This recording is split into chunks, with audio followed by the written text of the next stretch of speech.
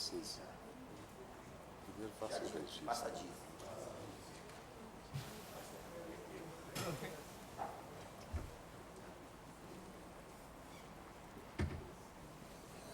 Bom dia, muito obrigado. Por favor, queiram sentar-se.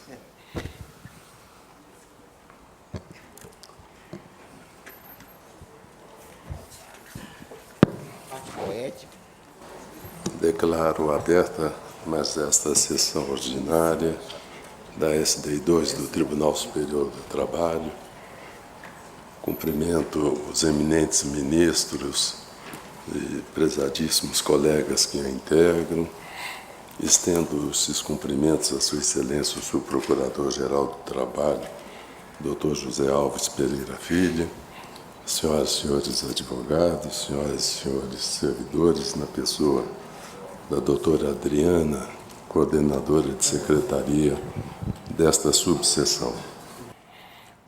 Eu vou pedir a gentileza dos senhores advogados a compreensão para dar preferência a 4 processos em que há impedimentos de juiz, de ministros, e por isso fiz o convite à Sua Excelência, o ministro Fernando Ono, para compor a SDI2. Sua Excelência tem se mostrado sempre muito receptível a esses convites, e para a SDI2 é sempre uma alegria tê-lo conosco, porque Sua Excelência prima pela notória conhecimento jurídico, ilibada reputação pessoal, cuja atuação no Tribunal Superior do Trabalho engrandece sobremaneira esta Corte. Então, agradecendo mais uma vez a disponibilidade de Sua Excelência, o ministro Fernando Ono, eu peço à senhora secretária que apregou esse processo em que há impedimentos e que vai funcionar, Sua Excelência. Relator, excelentíssimo senhor ministro Emanuel Pereira, processo RO 204, dígito 26 de 2012. Impedido, excelentíssimo senhor ministro Caputo Bastos. Com a palavra, Sua Excelência, o eminente ministro Emanuel Pereira. Senhor presidente, aqui, senhores ministros, trata-se de recurso ordinário interposto em face do acórdão do TRT da 10ª Região, em que é denegada a segurança. O Ministério Público do Trabalho opinou pelo desprovimento do apelo. É o relatório sucintamente. Pois. De acordo com o artigo 1º, senhor presidente, da Lei 12.016 de 2009, abro aspas, conceder-se-á mandado de segurança para proteger direito líquido e certo, não amparado por habeas corpus ou habeas data, sempre que, ilegalmente ou com abuso de poder, qualquer pessoa física ou jurídica sofrer violação ou houver justo receio de sofrê-la por parte de autoridade, seja de que categoria for e sejam quais forem as funções que exerçam. Fecho aspas. Na hipótese, senhor presidente, a impetrante não colacionou qualquer documento que ateste que os valores penhorados pela autoridade coatora estavam albergados pela proteção conferida pelo artigo 649 do CPC e pela orientação jurisprudencial número 153 da SDI2. Daí porque, senhor presidente, diante deste óbice, eu estou conhecendo do recurso ordinário e, no mérito, estou negando-lhe provimento. Perfeito. Algum destaque no voto, Sua Excelência, eminente ministro Emanuel? Sem destaques, e assim se decide a unanimidade nos termos do voto, Sua Excelência. Relator, excelentíssimo senhor ministro Alberto Bresciani, processo RO 949, dígito 06, de 2012. Impedido, excelentíssimo senhor ministro Caputo Bastos. Com a palavra, Sua Excelência, o eminente ministro Alberto Bresciani.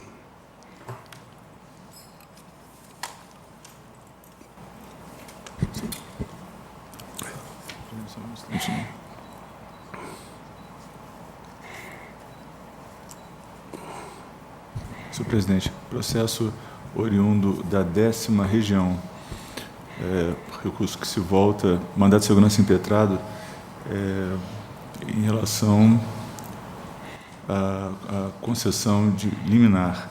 A hipótese é a da súmula 414.3, no sentido de que a superveniência de sentença dos autos originários faz perder o objeto do mandado de segurança que impugnava a concessão da tutela antecipada. Por isso, senhor presidente, a proposta no sentido de extinção do processo sem resolução de mérito.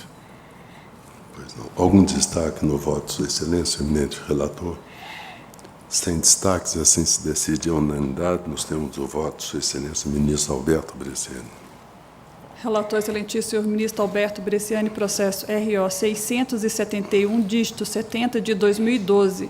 Impedido, excelentíssimo senhor ministro Hugo Scheuermann. Com a palavra, Sua Excelência, eminente relator. Senhor presidente, o processo é oriundo da 4ª Região. O tema que vem a debate é a configuração ou não de decadência, que na hipótese, incidência da compreensão da súmula 100, por isso proposta no sentido do conhecimento e desprovimento do recurso ordinário. Algum destaque no voto, Sua Excelência, eminente relator? Sem destaques, assim se decide a unanimidade. Nós temos o voto do eminente relator, ministro Alberto Bresciani. Relator excelentíssimo senhor ministro Caputo Bastos, processo RO 1005, dígito 14 de 2011. Impedido, excelentíssimo senhor ministro Cláudio Brandão. Com a palavra, Sua Excelência, eminente relator, ministro Caputo Bastos. Presidente, é recurso ordinário e mandado de segurança. Discute nulidades do acordo recorrido, competência da vara do trabalho.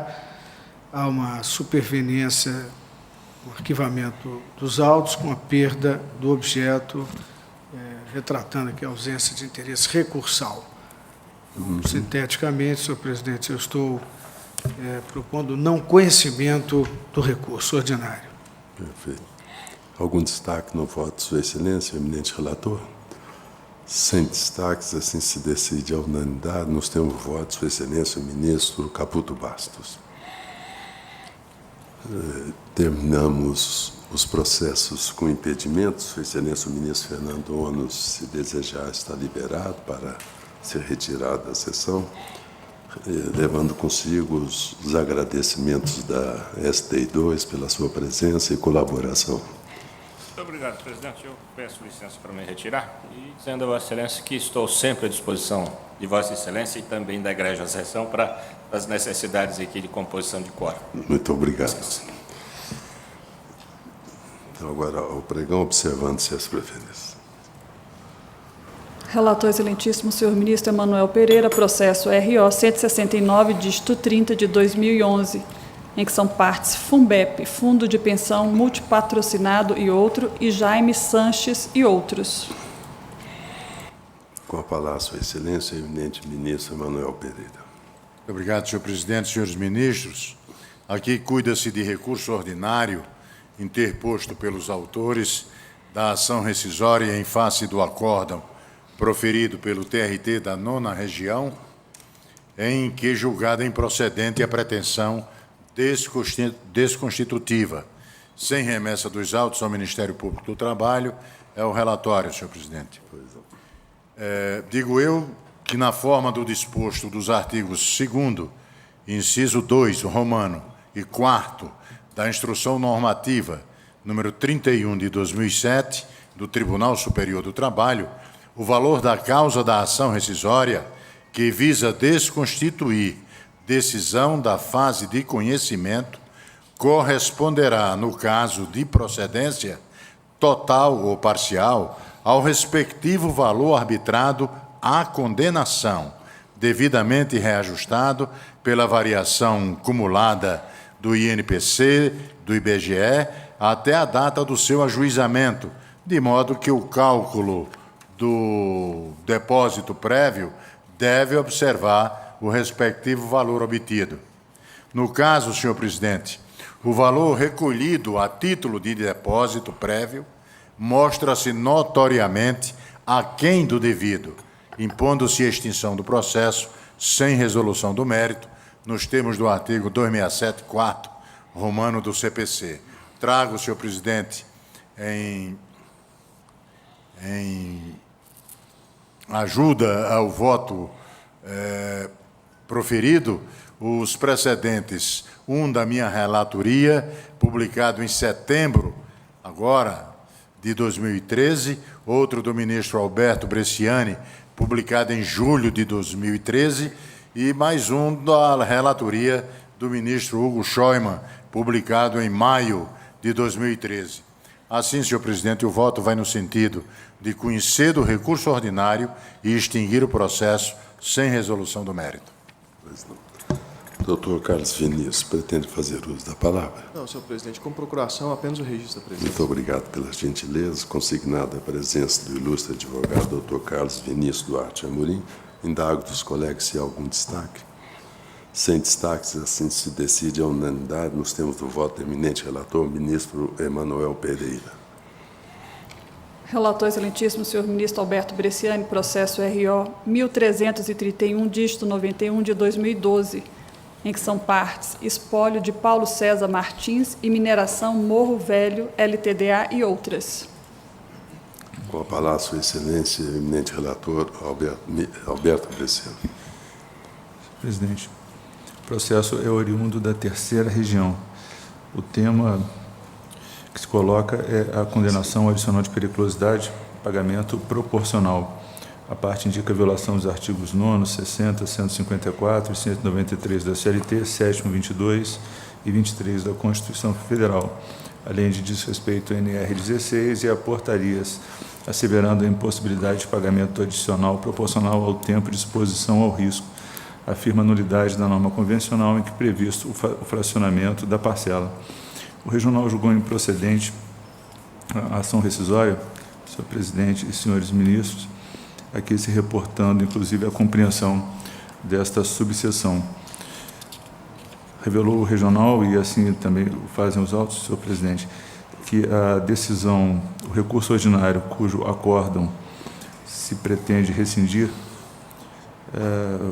foi julgado em 26 de janeiro de 2010, quando ainda lavrava intensa dissidência pretoriana sobre o tema, debatido no acórdão rescindendo a possibilidade de previsão em norma coletiva de pagamento proporcional do adicional de periculosidade ao tempo de exposição, matéria que foi pacificada com o cancelamento do item 2 e com a nova redação do item 1 em maio de 2011.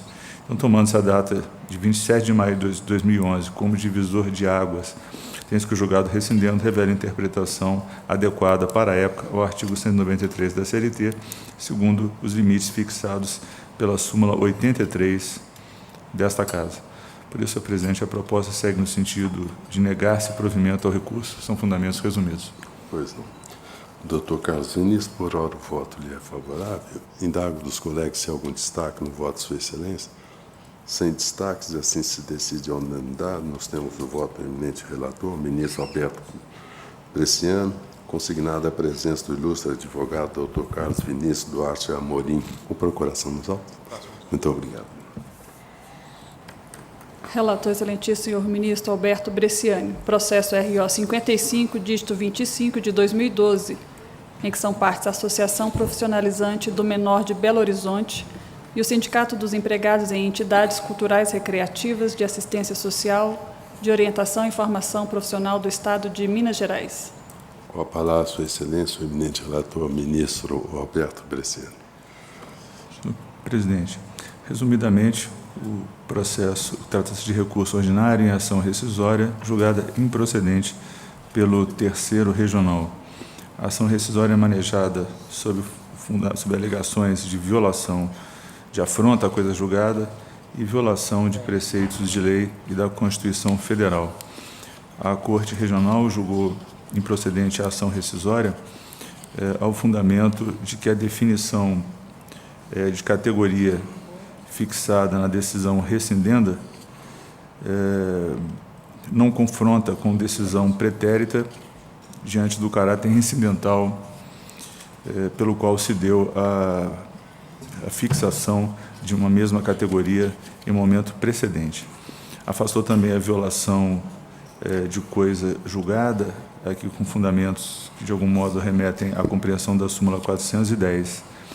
São fundamentos resumidos que posso detalhar posteriormente, senhor presidente, mas por isso eu proponho que se negue provimento ao recurso ordinário. Pois não. Dr. Carlos Augusto de Araújo Catep pretende fazer uso da palavra. Pretendo, senhor. Com procuração nos autos. Sim, senhor. Por favor, pelo tempo regimental de 10 minutos. Excelentíssimo senhor ministro-presidente, eméritos ministros, doutor procurador do trabalho, este processo versa sobre a definição de competência e legitimidade de representação sindical dos trabalhadores da Associação Profissionalizante do Menor de Belo Horizonte, ASPROM.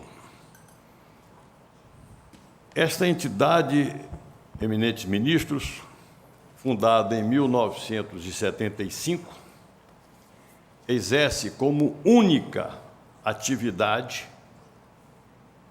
a filantropia com o objetivo de assistência social para orientação, formação profissionalizante dos adolescentes de baixíssima renda, situados em condição de vulnerabilidade social de alto nível.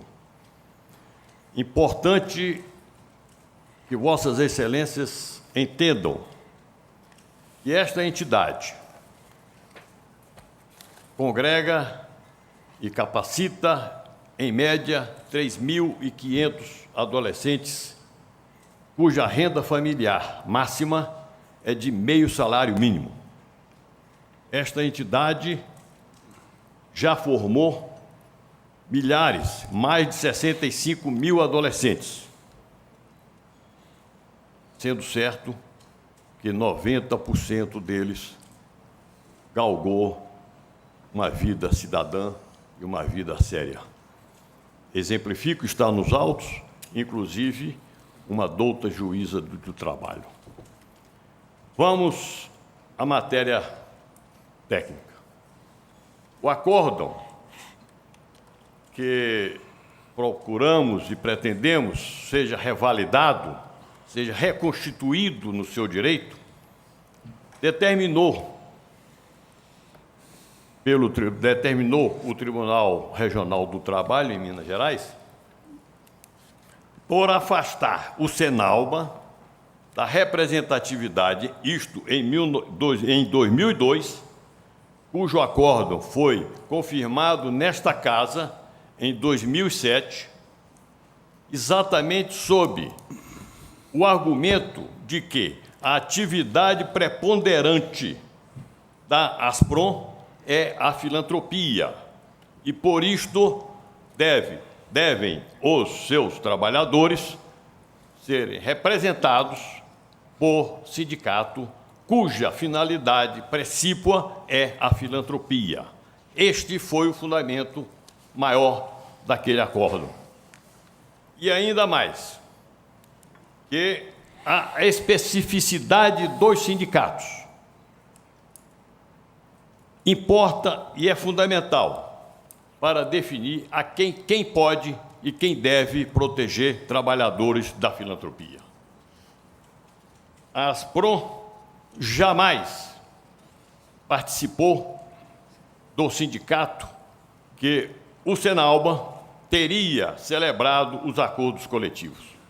O sindicato patronal da ASPROM, Excelências, é um sindicato filantrópico que nunca foi chamado a sentar-se com o Senalba. Nós temos situações graves e nós sabemos que desde a Grécia Antiga, desde Salomão, o rei Salomão, Rui Barbosa e todos os demais cultores e cientistas do direito entenderam necessário que a lei tem objetivamente que atender o social. A lei se destina ao social e não para garantir interesses, até, de certa forma, perigosos de entidades ou de pessoas. Eu ressalto, Excelências, que o Senalba, que hoje está recorrido neste processo, e é réu na ação rescisória, ele, desde 2003, nunca fez uma única rescisão, homologação de rescisão de contrato. E, excelências, na Asprom, diante do número de adolescentes e o período de atividade deles, que é de 16 a 18 anos, são realizadas desligamentos de 100 a 150 adolescentes todo mês. Ou seja, 1.400, 1.500 por ano. Excelências, vossas excelências não conhecem nenhuma ação de reclamação trabalhista contra o direito de adolescentes nessa casa e nem em Minas Gerais. A Asprom cumpre a sua função social, a sua missão social, pagando religiosamente todos os adolescentes que lá aprendem. A aprendizagem é uma lei especial e que precisa ser mantida.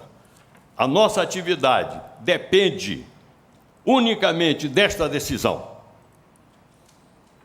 A Asprom jamais recebeu um centavo de verba pública, seja federal, estadual ou municipal, e está fadada a falir, a fechar suas portas. Por quê? Porque o Senalba, no acordo coletivo obscuro, sem a presença do sindicato patronal filantrópico, definiu que o piso salarial dos adolescentes seria de 20% superior ao salário mínimo. Entretanto, a nossa atividade depende substancialmente de das parcerias celebradas, em princípio, em maior número. Tribunal de Justiça de Minas Gerais, Procuradoria de Justiça de Minas Gerais, Assembleia Legislativa e o Executivo, o Poder Executivo do Governo do Estado de Minas Gerais e do Tribunal de Contas de Minas Gerais.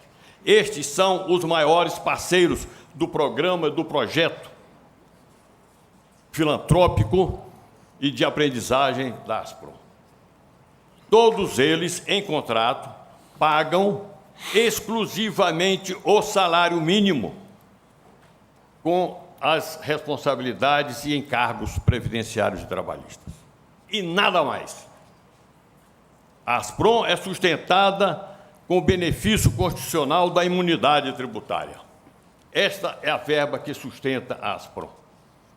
E nós executamos, excelências, uma ação de governo, cujo governo não tem a competência real de prover. Porque nós formamos, no mínimo, 3.500 adolescentes a todo ano.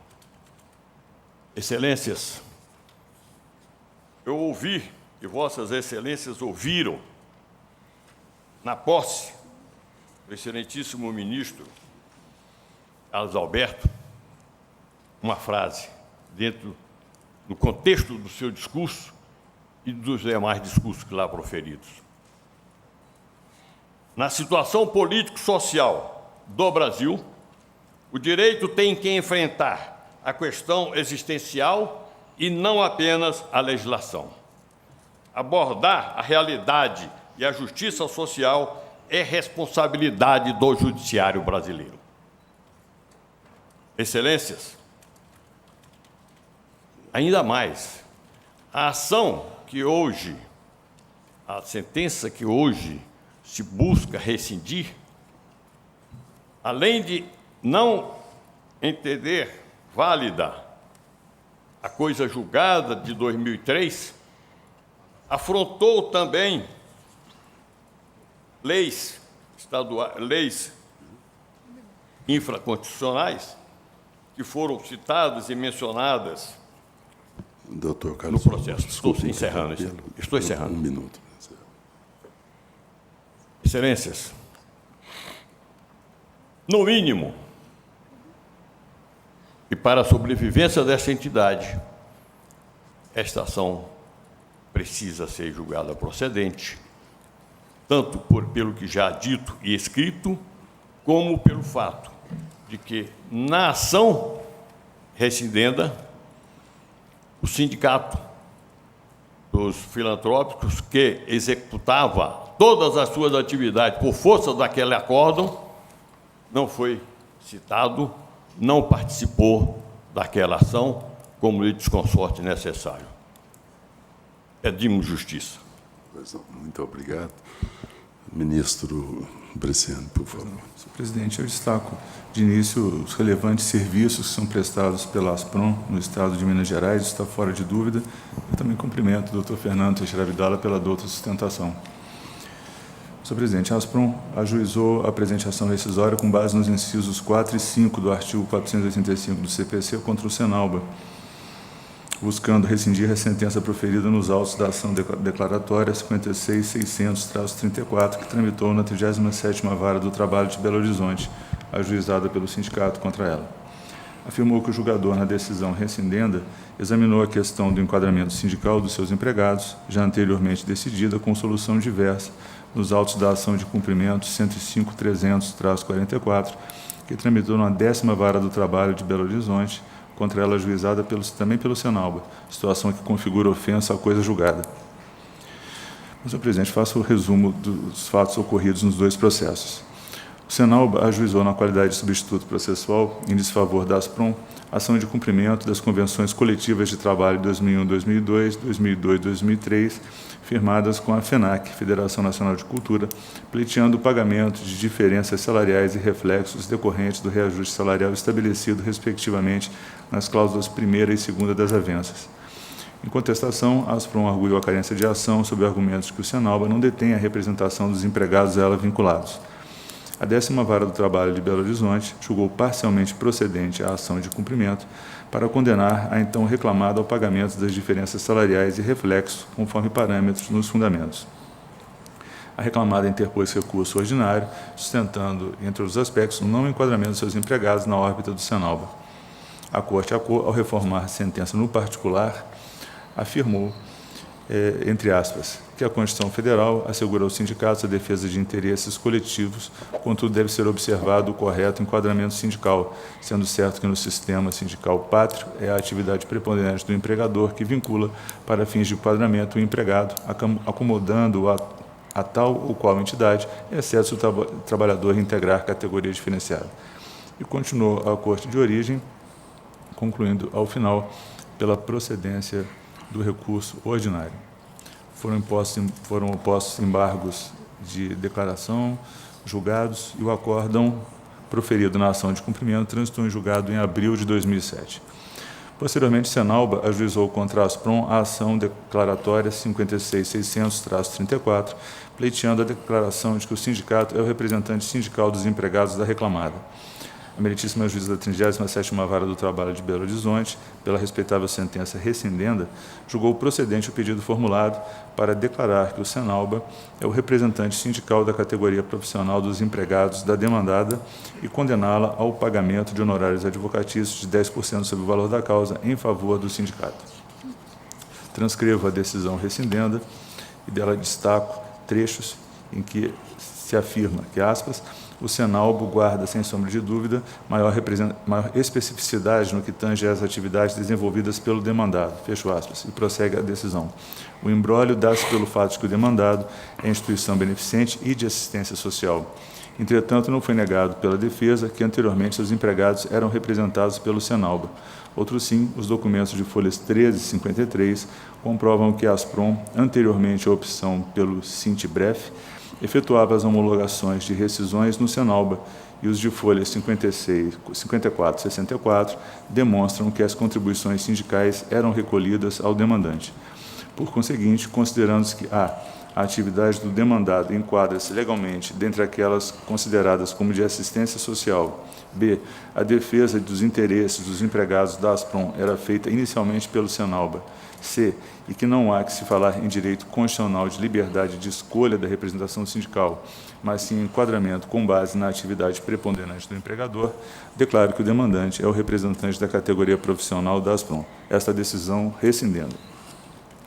O recurso ordinário interposto pela ASPROM não foi conhecido por deserção, ocorrendo o trânsito em julgado em 15 de agosto de 2011.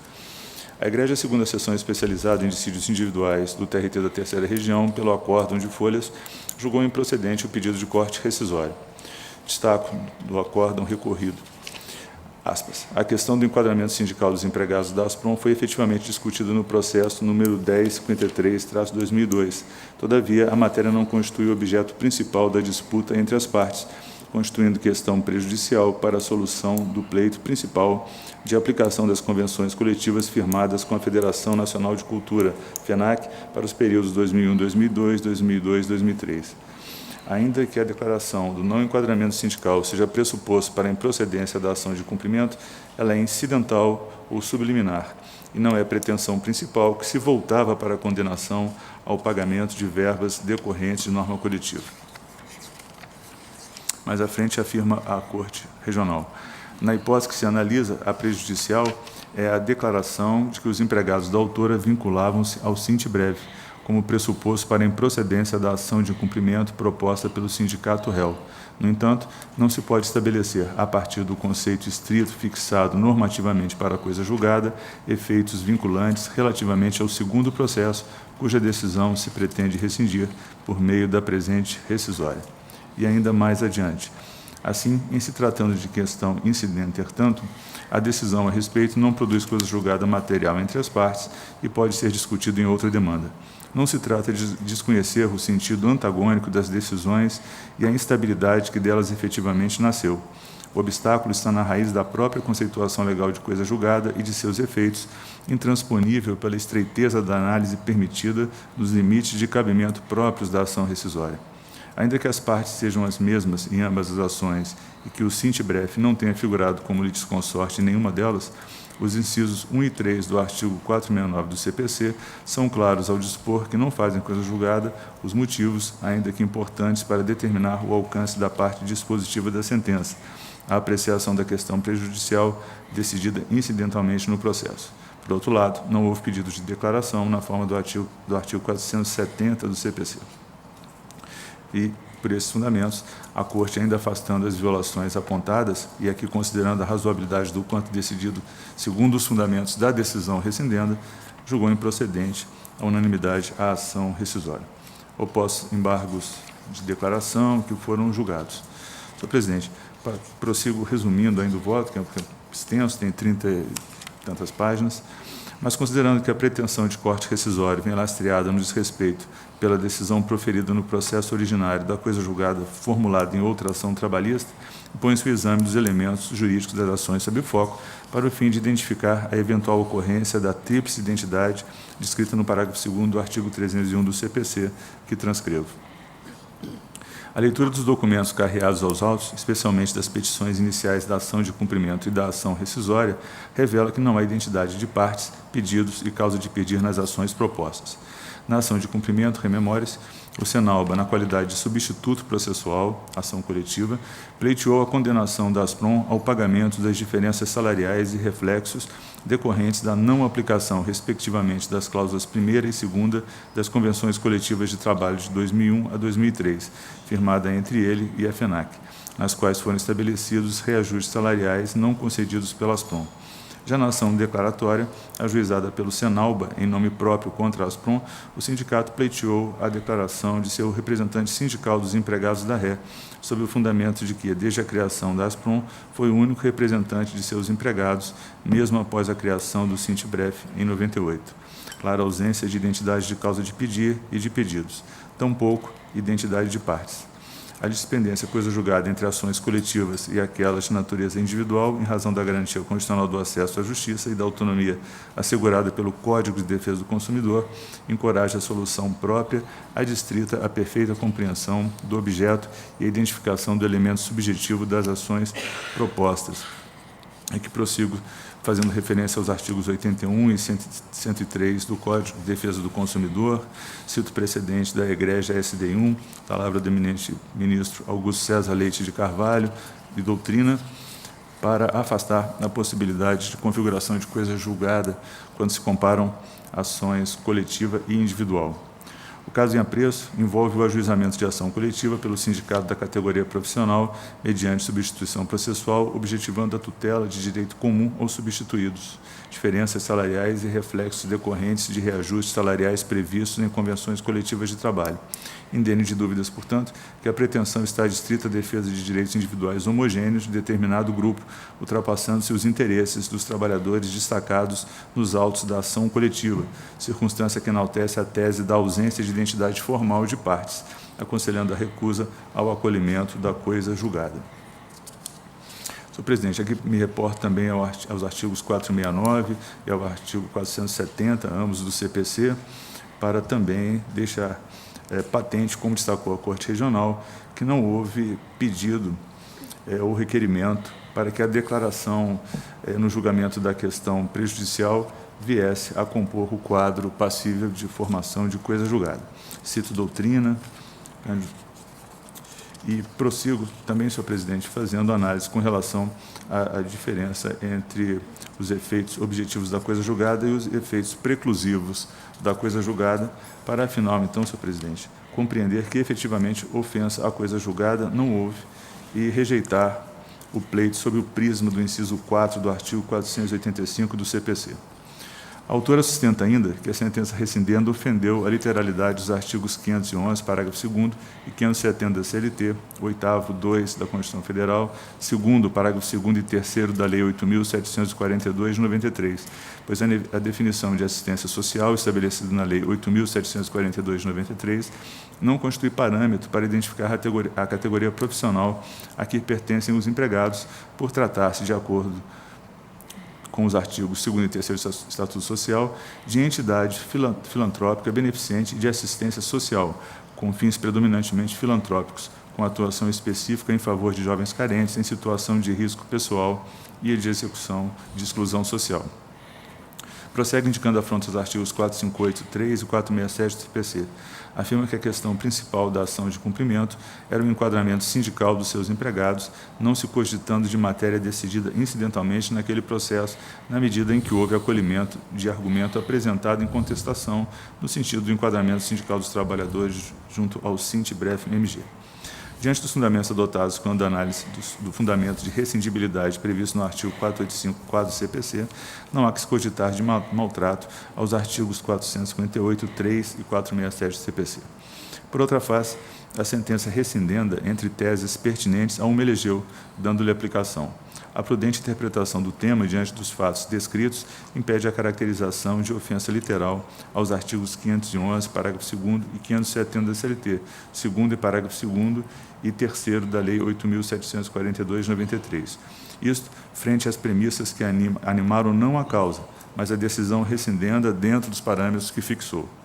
Ressalte-se, por fim, que os argumentos da recorrente quanto à violação do inciso 2 do artigo 8º da Carta Magna não encontram respaldo no preceito constitucional, como corretamente decidiu o julgador de primeiro grau na sentença rescindenda, aspas, equivoque-se o demandado ao afirmar que se trata de direito constitucional a escolha da representação.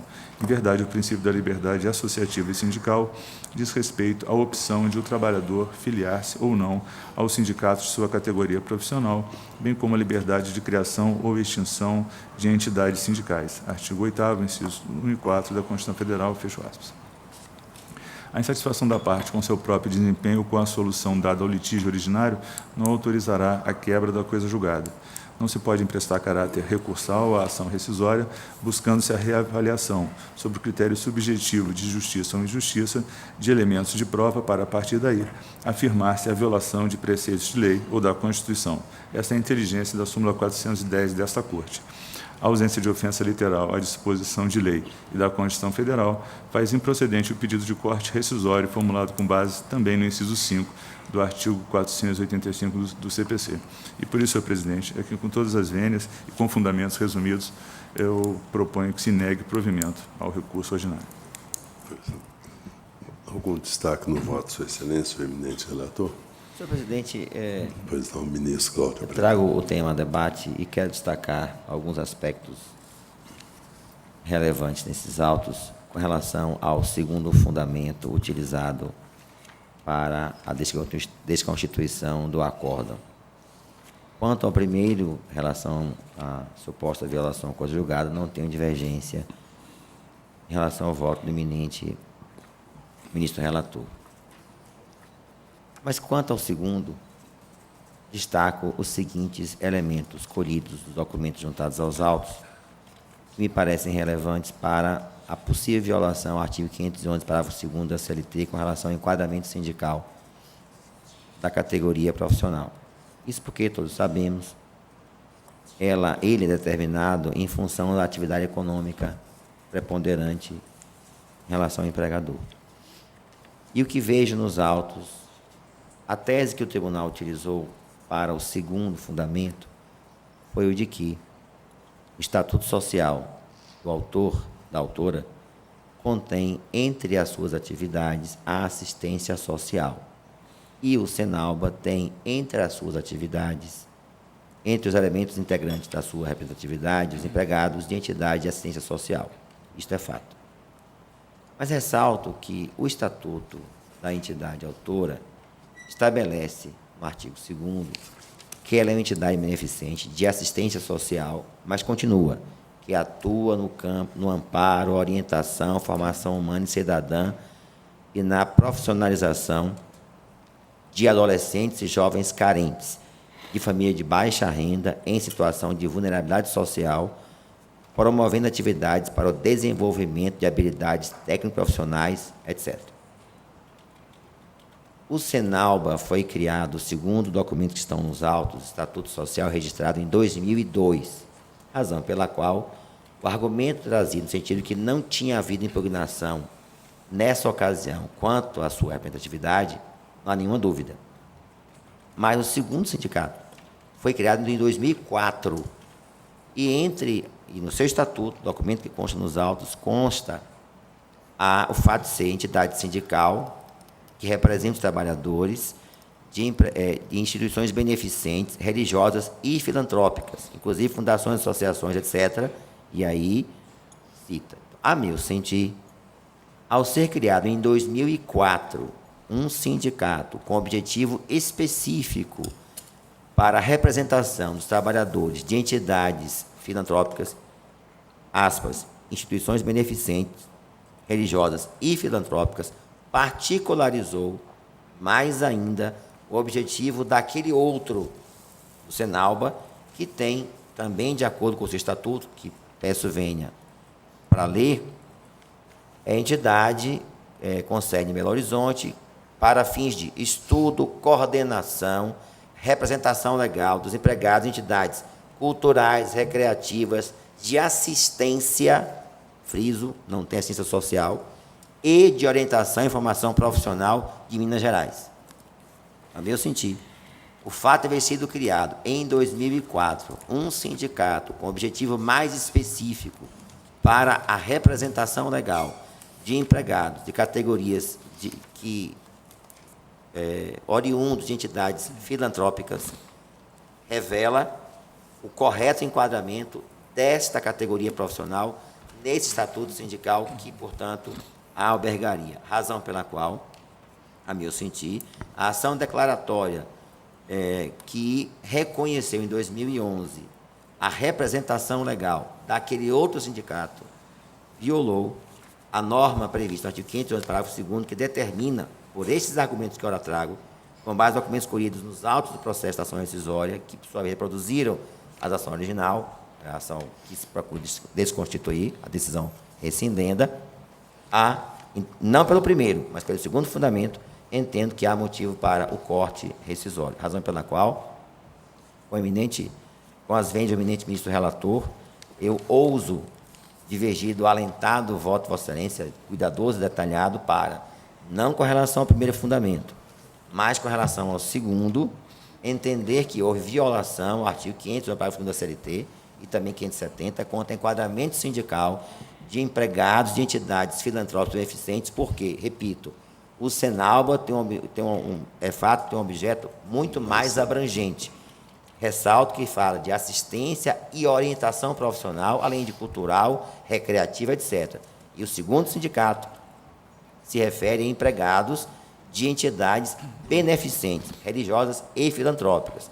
O estatuto da entidade ora autora, quando se refere à assistência, ele faz referência à assistência nas condições em que li de amparo, orientação, formação humana e cidadã e profissionalização de adolescentes e jovens carentes em família de baixa renda, em situação de vulnerabilidade social, etc. Então, razão pela qual está aí evidenciado o objetivo filantrópico, que faz, por sua vez, atrelar a vinculação dentro do sindicato criado em 2004, o Sindi... Certo, aqui, fugiu agora o nome. Portanto, senhor presidente, senhores ministros, com a devida vênia do ministro relator, eu abro a divergência nos termos que ora profiro e é como voto. Senhor presidente. Pois não, Presidente, ministro. só uma observação. Eu só queria considerar que, se eu tivesse julgado talvez o processo em instância ordinária, talvez eu tivesse concluído da mesma forma. Eu só gostaria de ressaltar que a decisão rescindenda não faz esse tipo de... não se aprofunda com relação aos objetivos dos sindicatos. Ela se prende aos objetivos, pode ser até de forma inadequada, da ASPROM. E foi por isso que me reportei à súmula 410, quando diz que a ação rescisória calcada em violação de lei não se admite reexame de fatos e provas do processo que originou a decisão rescindenda. É por isso que eu peço vênia à Sua Excelência, sempre busca a justiça, mas para manter a minha compreensão. Pois não.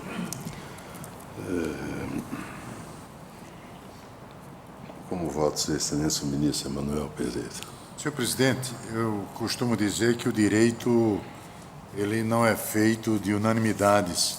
Essa busca de certeza do direito ela é impossível.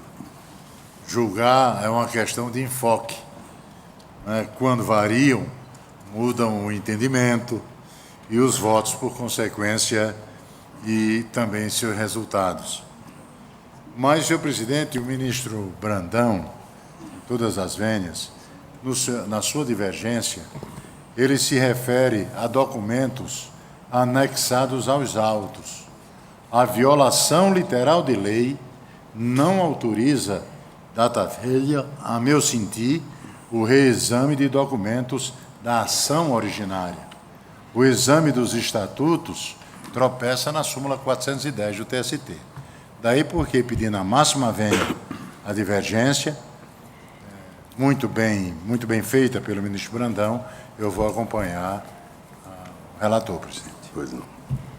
Como voto, Sua Excelência, o ministro Caputo Bastos. Presidente, eu vou requerer vista regimental. Eu somente ontem tive contato com esta matéria.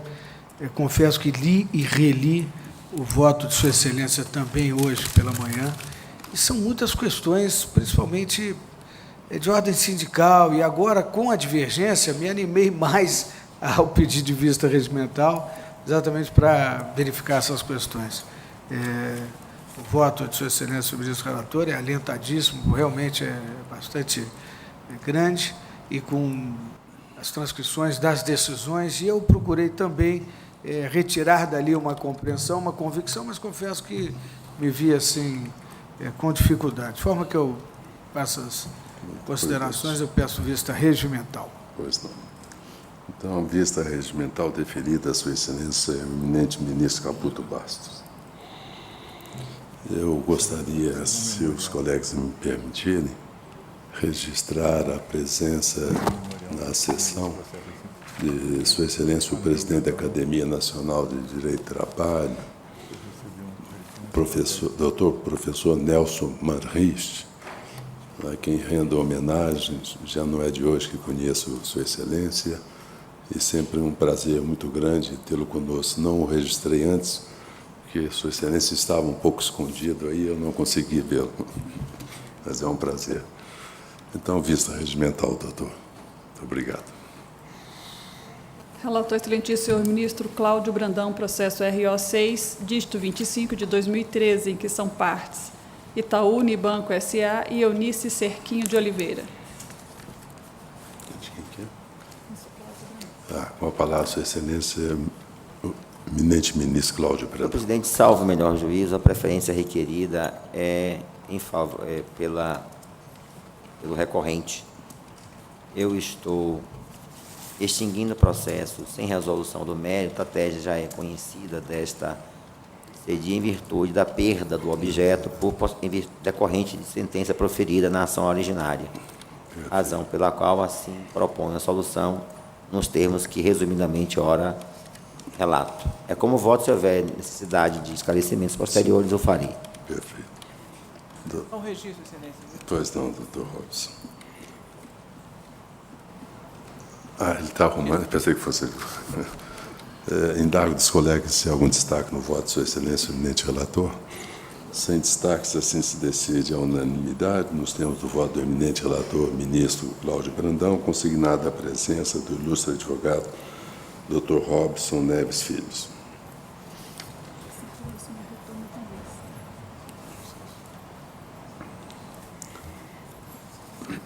Relator, excelentíssimo senhor ministro Caputo Bastos. Retorno de vista regimental concedido ao excelentíssimo senhor ministro Hugo Schormann.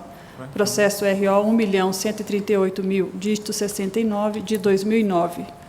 Os excelentíssimos senhores ministros relator e o ministro Emanuel Pereira votaram no sentido de conhecer do recurso ordinário e extinguir o processo sem resolução do mérito, nos termos do inciso 6 do artigo 267 do CPC. Não participaram do início do julgamento, excelentíssimos senhores ministros Alberto Bresciani e Cláudio Brandão. Houve sustentação oral. Com a palavra, Sua Excelência, o eminente visitor, o ministro Hugo Schormann. Senhor presidente, senhores ministros, esse é um recurso ordinário em mandado de segurança e eu solicitei a vista porque me assaltou uma dúvida acerca da continuidade da proposta de voto que dava pela perda do objeto mandamental frente ao advento de acórdão regional que, nos autos da ação matriz, acolheram uma preliminar de nulidade por negativa de prestação jurisdicional que foi suscitada pelo demandante. E recordando a proposta de voto do ex-ministro relator, Caputo Bastos, na sessão de março de 2013, é de reconhecimento da perda de objeto do mandado de segurança, impetrado contra uma decisão interlocutória proferida no curso de instrução processual, por meio da qual foi deferida a antecipação dos efeitos da tutela para determinar a reintegração do litisconsorte dos quadros da reclamada ante o advento de sentença nos autos da ação matriz nos termos da súmula 414, item 3. E eu, senhor presidente, trago um voto convergente, porque eu destaco também que, ainda em consulta ao andamento da ação matriz, verificou-se que ainda não foi proferida a sentença como foi determinada no acordo superveniente. Mas aqui o que aconteceu foi que a sentença de primeiro grau, atacada pelo reclamante, hora litisconsorte recorrente, por embargos de declaração, que foram rejeitados, e em seguida por recurso ordinário, em que foi acolhida a preliminar de nulidade processual por negativa de prestação jurisdicional. Mas verifica-se que essa nulidade declarada alcança apenas a sentença de embargos de declaração. E por tal fundamento, entendo que estamos efetivamente diante da hipótese de perda de objeto, e eu já passei para Vossas Excelências, senhores ministros, senhor presidente, o meu voto convergente. Então, elogiando mais uma vez e considerando os judiciosos e abrisados fundamentos fantasiados pelo ministro relator, eu estou concordando com Sua Excelência. Pois não. Indago dos colegas se há algum destaque no voto agora proferido, de Sua Excelência o ministro visitor, que acompanha o ministro relator. Sem destaques, então assim se decide a unanimidade, nos termos do voto do eminente relator, o ministro Caputo Bastos, coadjuvado agora pelo voto de vista de Sua Excelência o ministro Hugo Schormann, juntada de voto convergente ao pé do acordo, ministro Hugo Schormann. Não há necessidade. Não? Então assim se decide a unanimidade. Relator, excelentíssimo senhor ministro Emanuel Pereira, processo RO 3.197, dígito 98, de 2011, em que são partes Globo Comunicação e Participações S.A. e o Sindicato dos Trabalhadores e Empresas de Radiodifusão e Televisão no Estado de São Paulo. Com a palavra, Sua Excelência, eminente ministro Emanuel Pereira. Senhor presidente, aqui cuida-se de recurso ordinário interposto pela autora em face de acórdão proferido pelo TRT da 2ª Região, em que julgada improcedente a pretensão desconstitutiva, sem remessa dos autos, ao Ministério Público. Eu vou dar apenas o resultado, senhor presidente, porque eu sei que haverá sustentação oral, então eu prestarei maiores esclarecimentos após a sustentação. O voto vai no sentido de conhecer do recurso ordinário e extinguir o processo sem resolução do mérito, nos termos do artigo 267, 4 romano do CPC, restituindo-se o valor do depósito prévio efetuado nos autos à autora, custas pela postulante, já recolhida. É um voto, senhor presidente, que inclusive já tivemos a oportunidade de julgar nesta sessão. Doutor Nelson Marins, pretende sustentar? Sim. Procuração nos autos. Sim, senhor. Tempo regimental, 10 minutos, por favor. Excelência, eu quero cumprimentá-lo, a presidência, o trabalho espetacular que faz, que merece da nossa parte todo o reconhecimento e a reverência. Quero saudar os demais integrantes dessa corte. Sinto muito honrado de estar aqui. Estou pela empresa que está tentando rescindir um acórdão onde houve procedência numa ação onde o sindicato pleiteou adicional de periculosidade. Por 3 razões, entendo cabível essa ação rescisória. Em primeiro lugar, porque houve uma afronta literal à lei. Em segundo lugar, porque houve erro de fato. Em terceiro lugar, porque houve um julgamento dessa petita. Em relação à violação de lei, me refiro à Lei 7.369, de 85, revogada recentemente, quando da nova redação dada ao artigo 193, mas então em vigor na época em que foi julgada essa ação. Como todos conhecem, e já foi amplamente debatido, a Lei 7.369 ela é específica para as empresas do sistema elétrico de potência, aquelas empresas que se encarregam de geração, transmissão e distribuição de energia. Não é o caso da Rede Globo, é uma empresa de rádio, televisão, portanto, inaplicável essa lei. Poderia-se invocar a OJ 347 da SDI 1, que fala de risco equivalente, ou seja, aquelas empresas que se utilizam da rede para prestar serviços, como, por exemplo, empresas de cabo, de televisão a cabo, onde o trabalhador fica exposto à linha viva, ele não tem como desligar a rede. Não é o que acontece quem trabalha internamente dentro de uma empresa. Portanto, é equívoca a violação dessa lei 7.369. Por outro lado, há erro de fato. O que me impressiona quando leio a decisão que nós tentamos rescindir às vezes, os elogios que são feitos ao perito. O perito é um homem de confiança, confiável, é alguém que conhece, portanto, não se põe em dúvida a sua capacidade. Eu não entendo por que na sentença tem que se referir à capacidade, conhecimento do perito. É óbvio, como se eu tivesse que comprovar a capacidade de um juiz, do desembargador ou do ministro. Isso faz parte do atributo da sua profissão. E aqui, o que é curioso é que o perito, quando transcreve o decreto para justificar aquelas atividades integrantes do sistema elétrico de potência, ele acrescenta por conta dele, e isso é realmente alguma coisa inusitada, atividades que não estão na lei, mas que ele encontrou no dia a dia da empresa onde ele fez perícia. Isso chama muita atenção. Esse é o ponto mais forte, a meu ver, que justifica essa rescisória. Veja, por exemplo, quando ele fala de atividades que integram o sistema elétrico de potência, ele acrescenta, por conta dele, reparos em monitores de vídeo, CCU e VT. Isso não está na lei, mas ele transcreve, e quem lê dá a impressão que é uma transcrição da lei. Ora, houve aqui indução a erro. Esse é o erro, de fato. Há um outro ponto nesse laudo, e vou apenas me ater a isso, para não me alongar, onde ele inclui, como se estivesse na lei, a execução de manutenções preventivas do sistema de no-break. Ora, no-break é uma bateria. Bateria não é fonte de energia, de risco, não é? Como previsto na lei do sistema elétrico de potência. É simplesmente um equipamento que permite à empresa não ter o seu sistema brecado na falta de energia elétrica. Da mesma forma, em relação aquelas vans onde se executam atividades na rua, né? Monitores de vídeo, equipamentos de ônibus de execução de trabalhos denominados externos.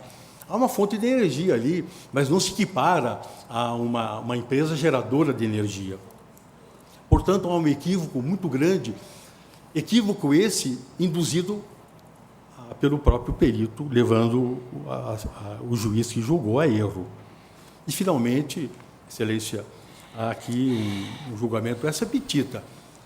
Houve uma condenação em reflexos do adicional de periculosidade, pedido esse não feito, o que não é possível que ocorra no Estado de Direito. São essas as razões que levam à procedência deste pedido de rescisória. Muito obrigado. Eu que agradeço, doutor. Ministro Emanuel, por favor. Senhor presidente,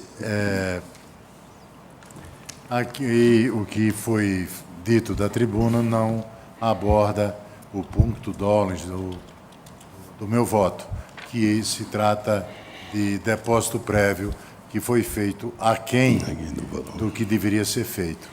Daí porque, senhor presidente, eu pedindo todas as vênias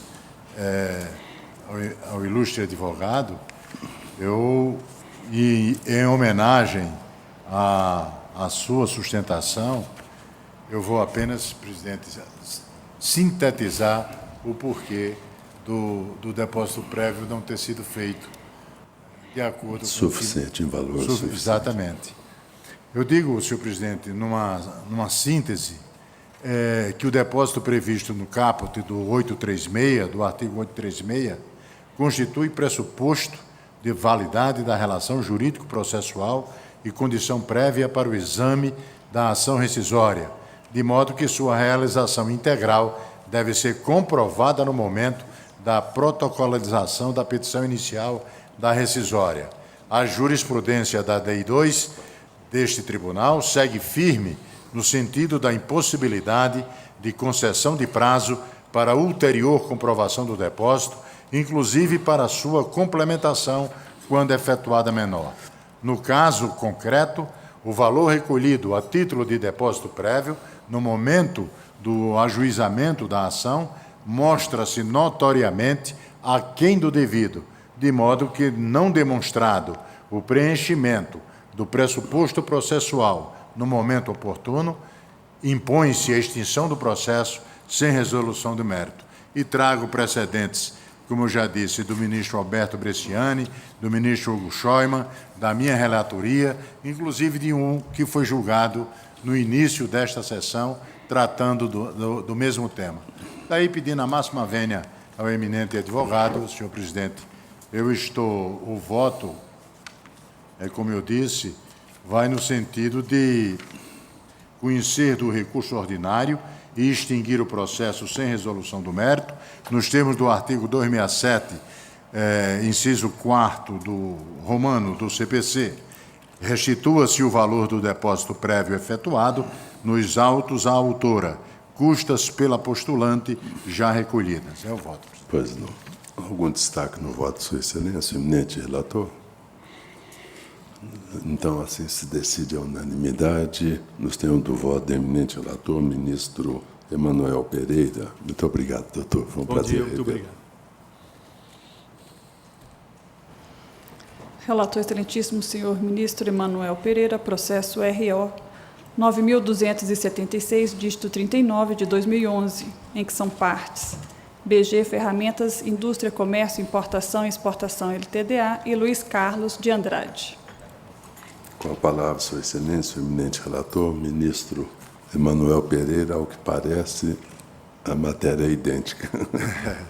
Senhor presidente, é um recurso ordinário interposto pelo autor e pelo réu, em face de acórdão proferido pelo TRT da 4ª Região, em que julgada improcedente a pretensão desconstitutiva, sem remessa dos autos ao Ministério Público do Trabalho. Senhor presidente, trata-se do mesmo caso que acabamos de julgar e o voto é no sentido de extinguir o processo sem resolução do mérito e determinar a restituição dos valores dos depósitos prévios ao autor. O doutor Carlos Vinícius foi o primeiro. Eu vou juntar só subestabelecimento e registrar a presença. Muito obrigado pela atenção. Deferida e consignada a presença do ilustre advogado Dr. Carlos Vinícius Duarte Amorim, indago dos colegas se há algum destaque. Sem destaque, assim se decide a unanimidade nos termos do voto do eminente relator, ministro Emanuel Pereira.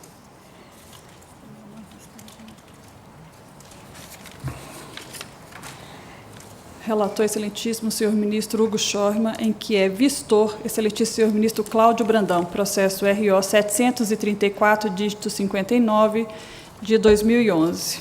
O excelentíssimo senhor ministro relator votou no sentido de conhecer dos recursos do autor e do segundo réu, e no mérito dar provimento parcial ao recurso do segundo réu para, afastando a nulidade processual, conhecer da contestação. Dar provimento parcial ao recurso ordinário do autor para fixar os honorários advocatícios em 15% sobre o valor dado à causa. Negar provimento ao recurso dos réus quanto às questões remanescentes e julgar improcedente a ação cautelar inominada apensada, cassando a decisão liminar concessiva da suspensão do andamento do feito matriz. Pois não, com a palavra, Sua Excelência, o eminente vistor, ministro Cláudio Brandão. Presidente, não há divergência em relação ao voto do eminente relator. Sua Excelência, o vistor acompanha o relator, indago dos colegas se há algum destaque. Sem destaque, proclamo que a decisão é unânime nos termos do voto do eminente relator, ministro Hugo Schormann.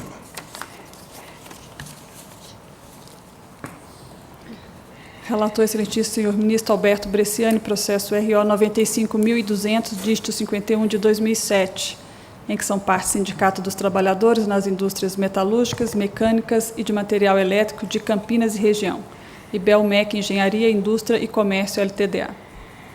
Com a palavra, Sua Excelência, o eminente relator, ministro Alberto Bresciani.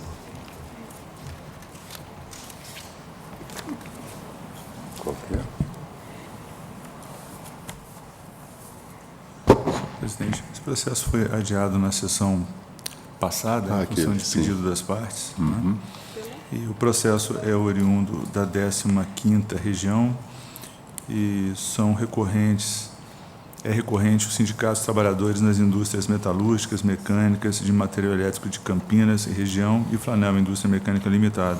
E recorrido, Belmec Engenharia, Indústria e Comércio Limitada. O tribunal julgou procedente a ação rescisória ajuizada com fulcro no artigo 485, 3, 4, 5 e 8 do CPC, que se busca desconstituir sentença homologatória de acordo firmada nos autos de ação trabalhista, que tramita na 5ª Vara do Trabalho de Campinas, ajuizada pelo sindicato contra a Belmec.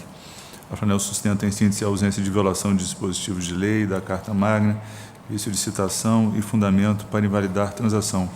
O sindicato, além de requerer preliminarmente sua exclusão do polo passivo da ação rescisória, sob a alegação de que apenas intermediou as negociações para a formalização do acordo e para a viabilidade do parcelamento realizado para cumprimento da avença, afirma que não há fundamento para invalidar a transação realizada em 6 de fevereiro de 2006, pois o representante legal da empresa autora outorgou amplos poderes ao Dr. Leandro Chaves, advogado que a representou na audiência em que homologado o acordo rescindendo, contra razões, os autos não foram encaminhados ao Ministério Público. É o relatório. Eu conheço do recurso ordinário da Flanel, conheço do recurso ordinário do sindicato, exceto quanto à arguição de ilegitimidade, por se tratar de inovação recursal. No mérito, senhor presidente, os recursos, na verdade, trazem matéria comum e a Corte Regional revela que o advogado presente a um segundo acordo celebrado nos autos não detinha a ampla representação, inclusive para transmissão de bens, conforme se pretendeu e conforme se fez, sendo que não houve intimação do representante legal da empresa Belmec, conforme registrado nos autos. Então, por fundamentos que são um pouco longos, que eu poderia detalhar depois, o voto tem 28 páginas, eu proponho que se negue provimento aos recursos ordinários. Pois não. Doutor Maurício Pessoa, pretende fazer uso da palavra? Pelo recorrido, senhor presidente. Pelo recorrido, pois não. Então, consignada a presença do ilustre advogado Dr. Maurício Pessoa, indago dos colegas se há algum destaque no voto do eminente relator. Sem destaques, assim... Custou a entender. Hã? Custei entender esse caso, mas não tem divergência não, senhor presidente. Que imbróglio, viu? Mas não há Sim, divergência. mas a procuração deixa muito a desejar, né? Então, assim se decide a unanimidade nos termos do voto do eminente relator. Muito obrigado, doutor.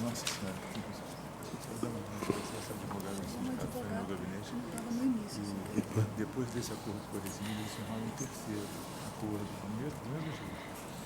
Aí eles pediram lá para a questão de eliminar, para que não houvesse expropriação. Relator excelentíssimo senhor ministro Alberto Bresciani, processo RO 10.100, dígito 37, de 2013, em que são partes Maria Imaculada de Freitas Machado e Banco do Brasil S.A. Com a palavra, Sua Excelência, o eminente relator, ministro Alberto Bresciani.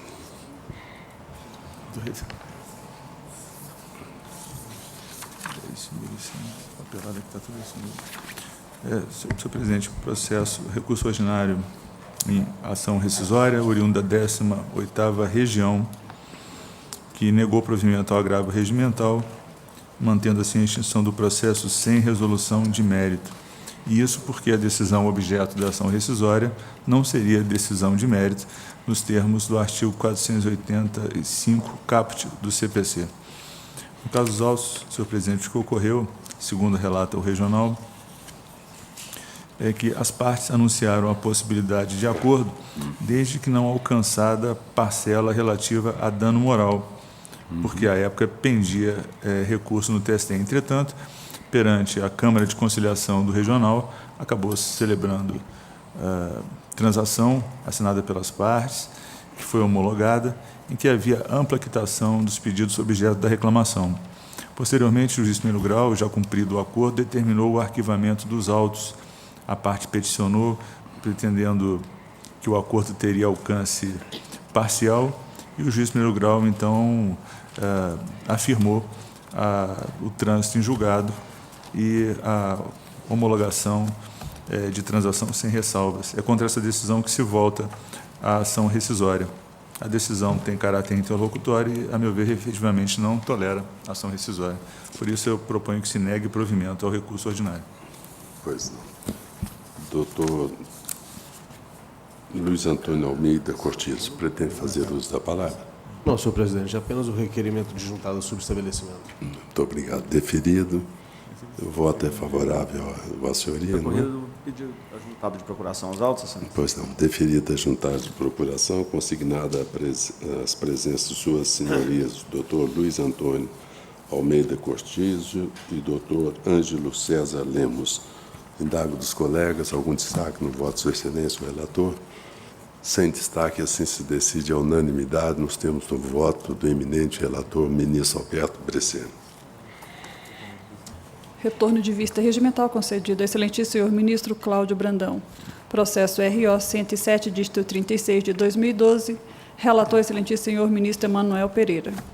O excelentíssimo senhor ministro relator votou no sentido de conhecer do recurso ordinário e extinguir o processo sem resolução do mérito e determinar a restituição do valor do depósito prévio ao autor.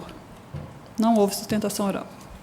Com a palavra, Sua Excelência, o eminente vistor, ministro Cláudio Brandão. Senhor presidente, são 3 processos idênticos. Se Vossa Excelência quiser até abreviar os outros 2, eu pedi vista desses autos em virtude da necessidade de minha parte, claro, de verificação quanto à alteração ou não do valor da causa. Mas o eminente relator, o voto do excelente está correto, com o qual, exatamente, na forma como já decidido hoje vários processos.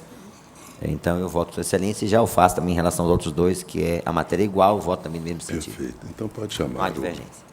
Os outros 2, apregoar.